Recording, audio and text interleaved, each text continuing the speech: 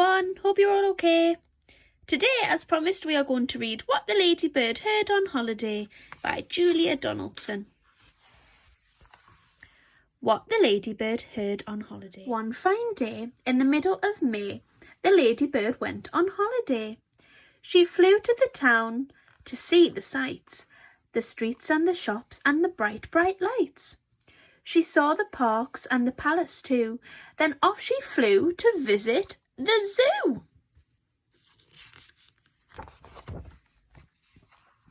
And the crocodile snapped and the tiger growled. The lion roared and the monkeys howled. The elephant trumpeted, trump, trump, trump. Hump, said the camel with the great big hump. The hyena laughed and the hummingbird whirred. But the ladybird said never a word. But the ladybird saw and the ladybird heard. She saw two men she already knew. They were Lanky Len and Hefty Hugh. And she heard them chuckle, "We're going to kidnap Monkey Joe. We'll hide till there's no one else about. Then we'll pick the lock and we'll let Joe out. And if we give him lots of fruit, he'll do the job and he'll get the loot. The palace isn't far at all. Monkey Joe can scale the wall. He'll find out where the queen's asleep, then tiptoe into her room he'll creep. He'll open the sack and steal the crown.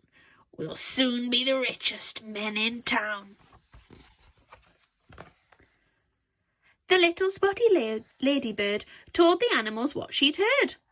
And the crocodile snapped and the tiger growled. The lion roared and the monkeys howled. The elephant trumpeted, trump, trump, trump. Hump, said the camel with the great big hump. The hyena cried and the hummingbird whirred. And all of the animals, feathered and furred, said, "No, no, no, no, no, no! We can't let them kidnap Monkey Joe." But the ladybird had a good idea, and she whispered it into the monkey's ear. Then straight away the ladybird flew to the palace and had a word with the queen's two corgis, Willow and Holly. One said "Gosh" and the other said "Golly." And both the dogs agreed to do just what the ladybird told them to. At dead of night, the two bad men, Hefty Hugh and Lanky Len, checked there was no one else about. Then they picked the lock and they got Joe out. They carried him off to the palace gate, gave him a sack, then lay in wait. They watched him scale the palace wall, and they muttered, "Careful not to fall." Then they rubbed their hands as they saw him creeping into the room where the queen lay sleeping.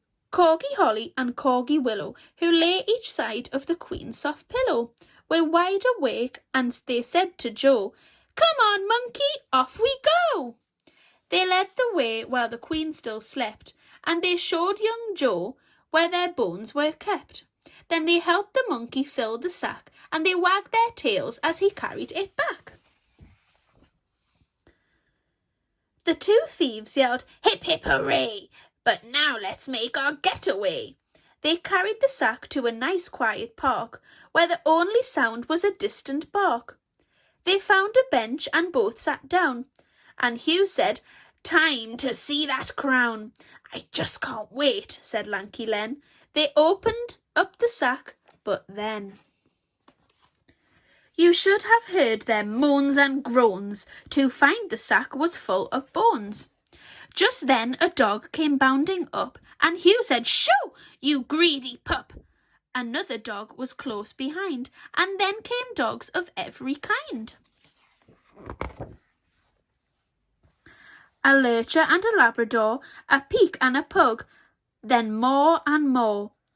Black dogs, white dogs, grey and brown, it seemed like every dog in town. They seized the bones and gnashed and gnawed, tugged and tussled, pawed and clawed. Then turned upon the robbers yelping, "How about a second helping?" The thieves took off with leaps and bounds, pursued by all the hungry hounds, while the monkey ran and the ladybird flew, with never a stop till they reached the zoo.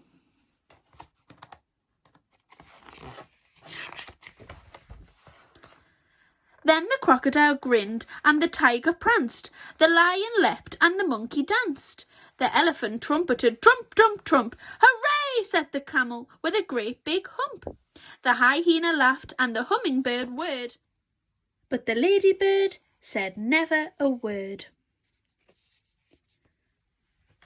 I hope you enjoyed that story, Year 1. I really enjoyed that story. I liked how they all came together to work as a team.